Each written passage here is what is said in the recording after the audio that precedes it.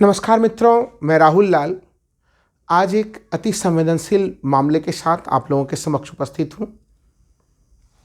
इस समय एक गंभीर सवाल देश में चल रहा है कि आखिर केंद्र सरकार और सुप्रीम कोर्ट के रिश्ते किस रूप में चल रहे हैं, आखिर क्या चल रहा है पूरे प्रकरण के भीतर। चूँकि 15 दिसंबर और 16 दिसंबर के बीच में कई तरह के ऐसे बयान और स्टेटमेंट केंद्रीय कानून मंत्री किरण रिजिजू की तरफ से आते हैं और वहीं दूसरी तरफ सुप्रीम कोर्ट के मुख्य न्यायाधीश चंद्रचूड़ की तरफ से कुछ एक्शन भी सामने में आते हैं। वैसे में सवाल ये उठता है कि क्या ये मामला केवल केंद्रीय कानून मंत्री और सुप्रीम कोर्ट के बीच की स्थिति का है या फिर इस पूरे संबंधों को कुछ बृहत्तर परिप्रेक्ष्य में देखने की जरूरत है। आखिर हो क्या रहा है उससे हम लोग समझने का प्रयास करेंगे। केंद्रीय कानून मंत्री किरण रिजिजू ने जो बयान दिया है, उन्होंने एक तरह से भारतीय न्यायपालिका में लंबित मामलों के बारे में चर्चा की है कि लगभग 4.25 करोड़ मामले भारतीय न्यायपालिका में लंबित हैं और इन लंबित मामलों को जोड़ते हुए वो कॉलेजियम सिस्टम की तरफ आ जाते हैं। आखिर कॉलेजियम सिस्टम क्या है? कॉलेजियम सिस्टम एक तरह से सुप्रीम कोर्ट की बनाई गई वह व्यवस्था है जिसमें सुप्रीम कोर्ट के चीफ जस्टिस एवं 4 अन्य वरिष्ठ न्यायाधीश मिलकर एक कॉलेजियम का निर्माण करते हैं और वहाँ से फिर जजेस की नियुक्ति के लिए नामों का सिफारिश किया जाता है। वो नाम तय करते हैं कि जजेस कौन बनेंगे कौन नहीं बनेंगे और उन नामों की सिफारिश वो केंद्र सरकार को करते हैं। फिर केंद्र सरकार उन सिफारिशों को सुनती है। ये पूरा एक प्रोसेस है। तो उस प्रोसेस के अनुसार भारत में जजेस की नियुक्ति होती है। तो उस कॉलेजियम सिस्टम पे बार बार इस समय किरण रिजिजू अटैक करते हुए दिखते हैं। केंद्र सरकार एक तरह से कानून मंत्री हैं तो केंद्र सरकार के प्रतिनिधि हैं, तो हम लोग दूसरे शब्दों में कहें तो कॉलेजियम सिस्टम के ऊपर पूरा का पूरा मामला वो हमला कई बार जो है कि करते हुए नजर आते हैं। तो सबसे पहला तो हम लोग ये चीज़ देखें कि भारतीय न्यायपालिका में आखिर जो लंबित मामले हैं उनकी स्थितियाँ क्या हैं इस समय। इस समय अगर हम लोग लंबित मामलों की चर्चा करें तो करीबन 70,000 मामले सुप्रीम कोर्ट में लंबित हैं इस समय। खुद किरण रिजिजू ने जो बयान लोकसभा में रखा है और उसमें 22 अक्टूबर 2022 तक के आंकड़े हैं। किसी लोकसभा के सदस्य ने प्रश्न पूछे थे और उसी प्रश्न के उत्तर में वो आंकड़े सुप्रीम कोर्ट में दिए गए। लगभग 53 लाख के लगभग आंकड़े जो है वो हाईकोर्ट में लंबित हैं और 4 करोड़ से ऊपर मामले जो है हमारे लोअर जुडिशरी में लंबित हैं। 4 करोड़ से ऊपर मामले। तो अगर लंबित मामलों के संख्या को देखें तो लंबित मामलों का सीधा रिश्ता जो है वो सुप्रीम कोर्ट के साथ जुड़ता हुआ नहीं दिखता है, क्योंकि सुप्रीम कोर्ट के पास केवल लगभग 70,000 मामले ही लंबित हैं। तो 5.25 करोड़ की जो पूरी संख्या आ रही है वो संख्या का एक बड़ा भारांश जो है वो हमारे लोअर जुडिशरी के सबऑर्डिनेट कोर्ट्स जो हैं वो वहाँ पे जाते हैं। तो स्पष्ट है कि इसका समाधान कहाँ से निकलेगा। अगर लोअर कोर्ट्स में बहुत ज़्यादा जो लोअर जुडिशरी में जो है कि सबऑर्डिनेट जुडिशरी में लंबित हैं तो हमें मांग करनी पड़ेगी जो अधीनस्थ न्यायालय हैं हमारे, वहाँ पे एक तरह से जुडिशियल इंफ्रास्ट्रक्चर को बड़ी मजबूत करने की ज़रूरत है। हमें ये देखना पड़ेगा कि भारत में प्रति लाख आबादी पर कितने जजेस मौजूद हैं। वो संख्या आप कई दूसरे देशों से जब हम लोग तुलना करते हैं तो वो संख्या कम है। आप अगर हम लोग निचले स्तर पे न्यायालय में जाते हैं तो वहाँ पे बिल्डिंग्स भी अच्छे बने हुए नहीं हैं। वो अगर बरसात के समय में तो जजेस के जो फाइल्स होते हैं वो भी उनको सुरक्षित रखने में कठिनाई होती है। तो इस मामले पे ध्यान देने की ज़रूरत है। दरअसल क्या है कि जो हमारे यहाँ पे जो चुनावी मुद्दे होते हैं कभी भी उसमें जुडिशियल इंफ्रास्ट्रक्चर को मजबूत करने की बात वो नहीं हो पाई है। इसलिए ना तो राज्य सरकारों ने इसके ऊपर ज़्यादा ध्यान दिया है, तवज्जो दिया है, न केंद्र सरकार के तरफ से इस मामले पे कोई ज़्यादा कामकाज किया गया है। तो उसे करने की ज़रूरत है। देखिए, चूँकि मामले जब लंबित होते हैं तो आपको न्याय देर से प्राप्त होता है और देर से प्राप्त न्याय एक तरह से फिर वो भी एक अन्याय की स्थितियों में हो जाता है। हम लोग सुनते हैं कि सिविल मामलों में तो इतनी देरियां हो जाती, कई पीढ़ियां जो है कि वो कोर्ट में केस लड़ते लड़ते थक जाते हैं। अब फिर हम लोग फिल्मों में वो डायलॉग तो सुनते ही रहते हैं, डेट पर डेट, डेट पर डेट, डेट पर डेट। तो वो इंफ्रास्ट्रक्चर की कमी। और दूसरी चीज़, इस समय जुडिशियल इंफ्रास्ट्रक्चर को एक तो नागरिकों को, सामान्य नागरिकों के पास उपलब्ध हो, न्यायपालिका से संबंधित न्यायपालिका में पहुँचने की सुविधाएँ। दूसरी एक और बड़ी महत्वपूर्ण चीज़ है जिसके ऊपर ध्यान देना पड़ेगा, इस समय कहीं न कहीं अमेरिका का जो फेडरल रिजर्व है वो इंटरेस्ट रेट को हाई कर रहा है। ऐसे में यहाँ पे से पूंजी निवेश अमेरिका की तरफ लगातार अग्रसर है। तो आखिर विदेशी पूंजी को कैसे भारत में रोका जाए। जो विदेशी पूंजी यानी निवेश करने वाले लोग हैं वो भी आपसे ये अपेक्षा रखते हैं। आखिर वो इस समय जब उनके पास कई सारे विकल्प होते हैं तो वो भी ये चीज़ देखते हैं कि आपके यहाँ पे जुडिशरी का इंफ्रास्ट्रक्चर कैसा है। अगर हम उसको मजबूत करते हैं तो अपने नागरिकों को तो हम त्वरित तौर पे न्याय उपलब्ध कराते ही हैं, साथ ही साथ हम विदेशी पूंजी निवेशकों को आकर्षित भी कर सकते हैं। तो फिर एक तरह से कोई रिश्ता, जो एक रिश्ता हम लोग जोड़ना चाह रहे थे कि जुडिशरी के पेंडिंग मामले का, वो रिश्ता क्या हम लोग को कॉलेजियम सिस्टम के पास पहुंचता हुआ दिखाई दिया?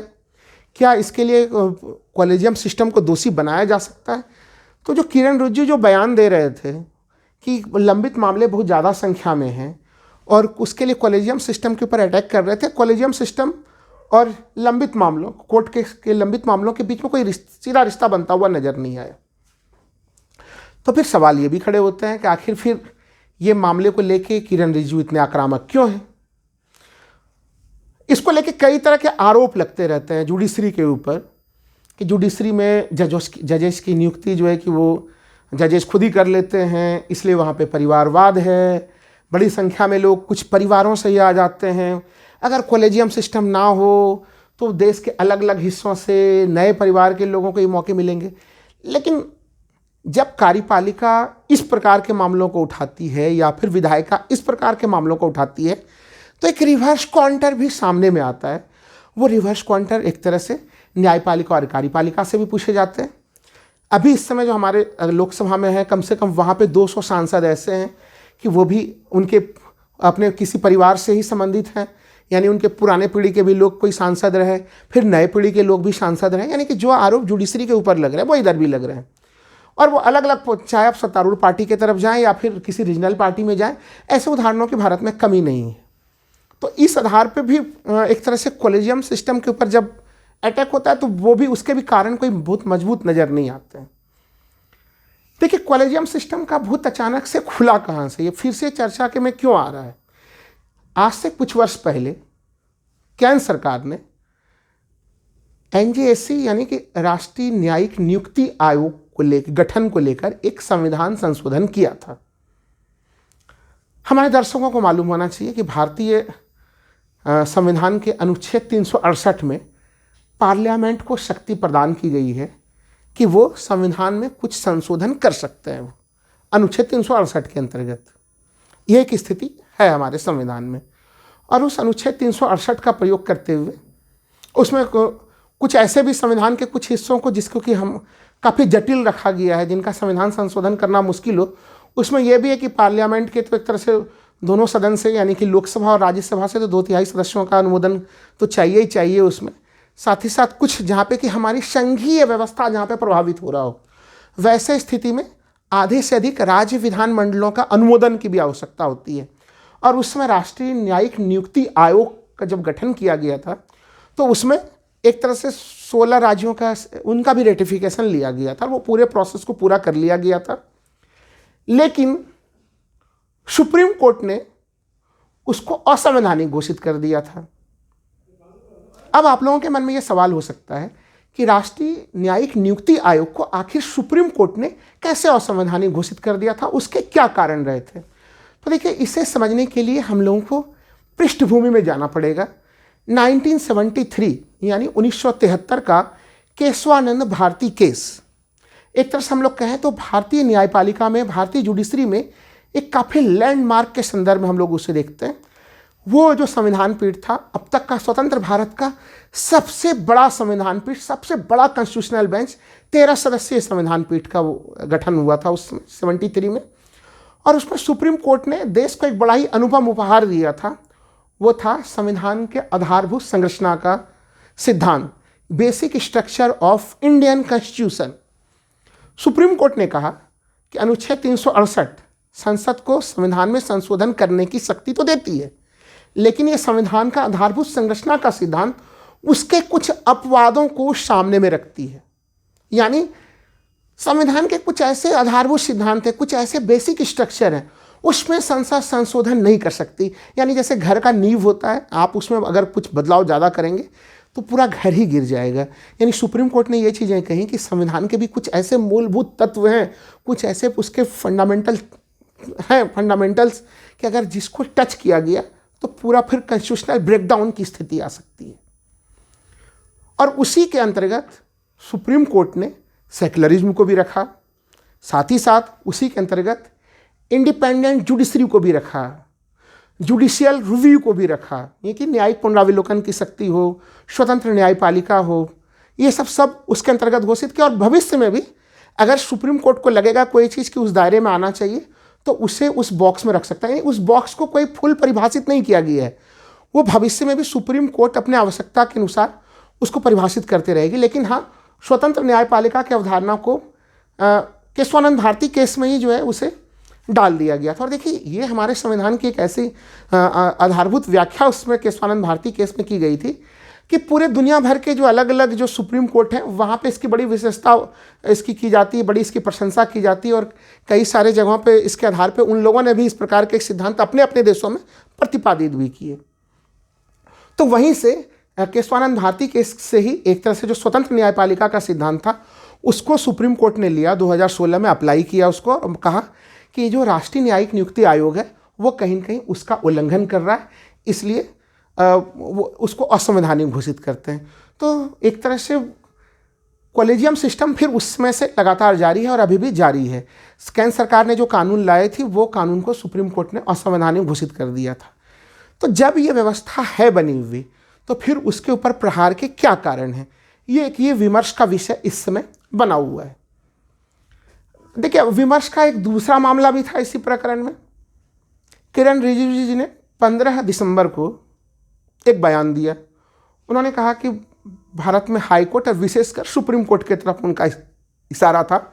उन्होंने जो बयान दिया वो पार्लियामेंट के भीतर बयान दिया, और उस बयान में किरण रिजिजू जी क्या कह रहे हैं कि हमारे जजेस बहुत लंबी लंबी छुट्टियों में चले जाते हैं। जैसे अभी ठंड की छुट्टी हुई तो अभी सुप्रीम कोर्ट अभी छुट्टियों पे चली जाएगी।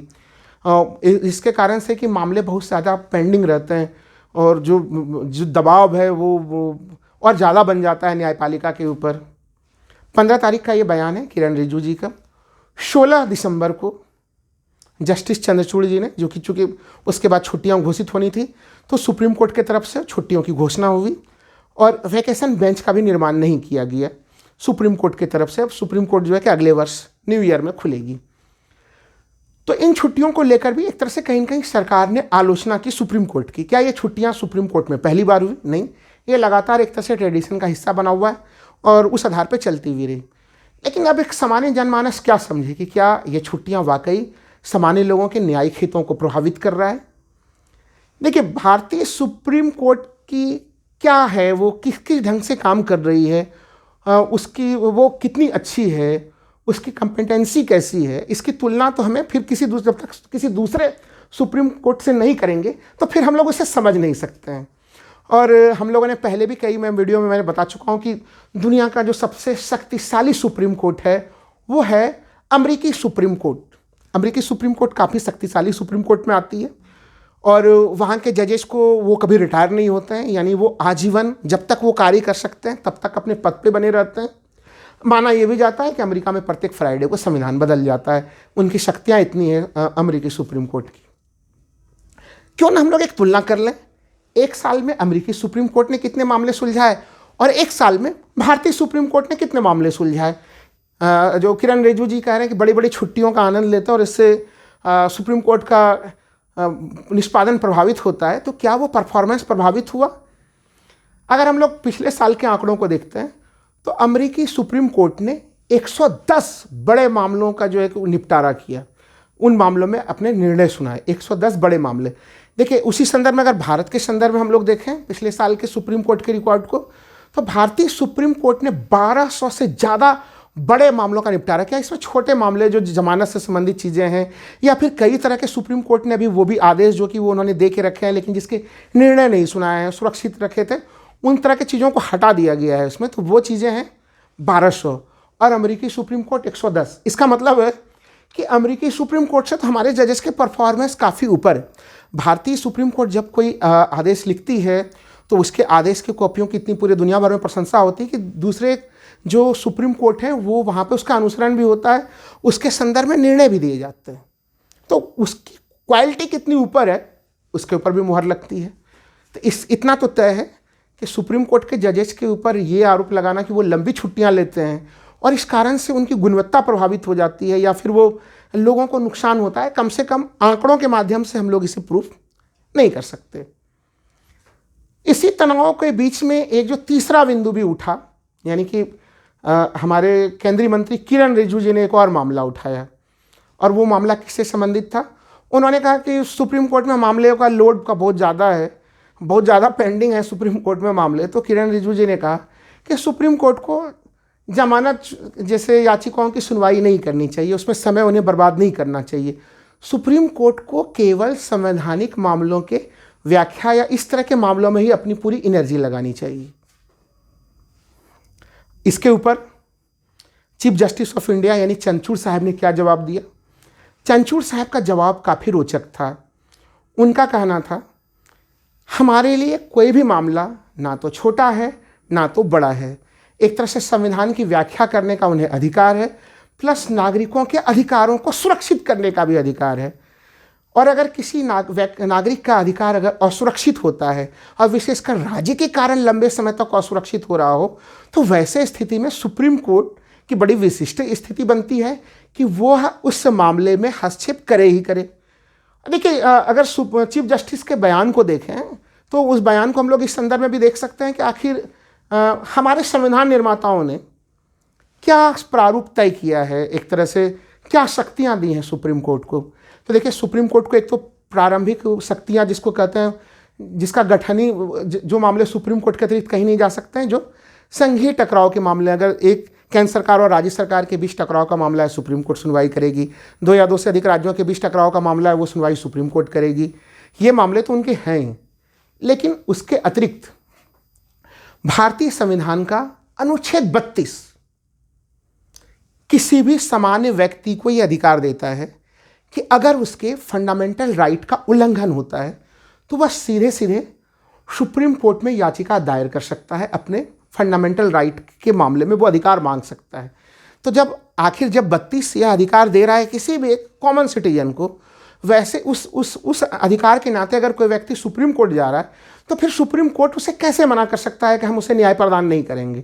तो सुप्रीम कोर्ट वो कर भी नहीं सकता। और चीफ जस्टिस ने बड़े ही स्पष्ट शब्दों में कह भी दिया कि ना तो कोई हमारे सामने में छोटा है ना तो कोई हमारे सामने में बड़ा है, बल्कि मामले की गंभीरता कैसी है वो निर्भर करता है कि अगर किसी व्यक्ति के अधिकार का बहुत लंबे समय तक उल्लंघन अगर निचले कोर्ट में, मान लीजिए कि जो लोअर कोर्ट्स हैं वहाँ पे अगर उनको जमानत नहीं मिल जानी चाहिए थी, हाई कोर्ट्स में भी उन्हें नहीं मिल पाई, तो आखिर उन जमानत याचिकाओं की सुनवाई सुप्रीम कोर्ट क्यों ना करे? हमें ये नहीं भूलना चाहिए कि भारतीय संविधान का अनुच्छेद 19 लोगों को अभिव्यक्ति, एक स्वतंत्रता से संबंधित अधिकार दे रहा है, अभिव्यक्ति की आज़ादी, तमाम अन्य चीज़ों के स्वतंत्र रूप से देश भर में कहीं घूमने भ्रमण करने तमाम अधिकार देता है। अनुच्छेद 21 वो लोगों को जीवन के अधिकार की गारंटी देता है। तो अगर इन किसी भी अधिकार पे अगर कुछ थ्रेट्स आ रहे होंगे तो इससे संबंधित मामलों में कहाँ जाएंगे कोई व्यक्ति? तो उनको आर्टिकल 226 के तहत डायरेक्टली हाई कोर्ट जाने की तो अधिकार है ही संविधान की तरफ से, और 32 की तरफ से सुप्रीम कोर्ट जाने का भी अधिकार है। लेकिन तो ये है पूरा का पूरा विश्लेषण जो हम लोग देखा है हम लोगों ने कि क्या स्थितियां चली हैं इस समय सुप्रीम कोर्ट और हमारे कानून मंत्री के बयानबाजियों के बीच में। सुप्रीम कोर्ट का मैं बयानबाजी नहीं कहूँगा, सुप्रीम कोर्ट ने तो जो भी चीज़ लिया है वो एज ए बिल्कुल एक्शन मोड में, एक जो अभी एक तनाव की स्थिति जो और बनी हुई है, या फिर एक संबंधों में आप और चीज़ कह लें कि जो कॉलेजियम जिन नामों की सिफारिश कर रहा है, कॉलेजियम कई बार सरकार को नामों की सिफारिश करता है, सरकार कई बार में उनमें से उन नामों को वापस रिटर्न कर देता है। उसको लेके भी सुप्रीम कोर्ट का एक 2 सदस्यीय खंडपीठ जो है वो सुनवाई भी कर रहा है इस समय मामले को लेके। सरकार को बार बार वो कह रहे हैं कि आप जो पूरा का पूरा नियमावली बना हुआ है आप उसके अनुसार त्वरित तौर पे कार्रवाई करें, तो वो भी एक मामला चल रहा है। तो यहाँ इस दायरे में भी कई सारे लोग सुप्रीम कोर्ट और केंद्र सरकार के संबंधों की व्याख्या कर रहे हैं। लेकिन इसी बीच में एक रोचक मामला और भी आ गया है, जहाँ पे कि हम लोगों ने अभी हाल में देखा था कि सुप्रीम कोर्ट ने बड़ी कड़ी टिप्पणियाँ थी निर्वाचन आयुक्तों से संबंधित। चूँकि सुप्रीम कोर्ट एक तरह से कैसे हो मुख्य निर्वाचन आयुक्त की नियुक्ति या फिर निर्वाचन आयुक्त की नियुक्ति, चूँकि एक निर्वाचन आयुक्त की नियुक्ति का मामला सुप्रीम कोर्ट में लंबित था और सुप्रीम कोर्ट ने उसमें सीधे सीधे केंद्र सरकार से कुछ बड़े सवाल पूछे हैं कि आखिर क्या है आपकी नियुक्ति की पूरी प्रक्रिया, किस आधार पे आप किसी का चयन करते हैं? क्योंकि एक व्यक्ति जो अचानक से वीआरएस लेता है, वीआरएस वो जैसे लेता है अगले दिन ही उसकी नियुक्ति हो जाती है। तो सुप्रीम कोर्ट ने पूछा है कि आखिर 24 घंटे के भीतर ये प्रक्रिया कैसे पूरी कर ली जाती है? उसका जवाब अभी आना है केंद्र सरकार की तरफ से। तो ये कई सारे मामले हैं जिसके संदर्भ में हम लोग कह सकते हैं कि क्या रिश्ता चल रहा है। आप लोगों ने पूरे इस व्याख्या को सुना है आप लोगों ने, तो आप लोग जरूर टिप्पणी करें कि आप लोग केंद्र सरकार और सुप्रीम कोर्ट के इस पूरे संबंधों को किस रूप में देखते हैं। बहुत बहुत धन्यवाद।